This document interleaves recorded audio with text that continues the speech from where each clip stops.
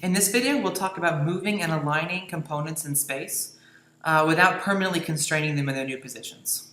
So if I'm looking at the whole mountain bike, I see that I have some parts here that are moved out of alignment. And so if I push the home button here, I can zoom in and see them a little bit better. And what I'm going to do is expand the swing arm assembly group, and I'm going to isolate the component group bearing assembly swing arm to frame. Next, I want to move the component of the bushing, so I'm going to click on it. And over here on the browser, I'm going to go through and find where it's highlighted. I'm going to right-click on its component and choose Move. For the Z distance, I'm going to choose -20 millimeters. And I'm going to click OK.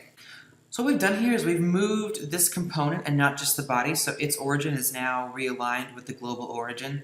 And at the same time, we've only moved it. We haven't constrained it to where it currently is, and so we can go back and move it anywhere that we want. There's no forces that are saying we can't change that movement that we just moved it to. Another way to move things is to align them. And so let's say to get this bearing in between these two parts here, I'm going to want to align it. And so to do that, I'm going to use the Align tool underneath the Modify menu. And I'm going to click on the two faces that I want to align.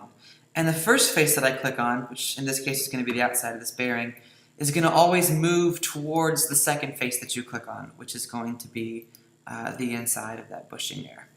It's going to automatically align it. I can say OK.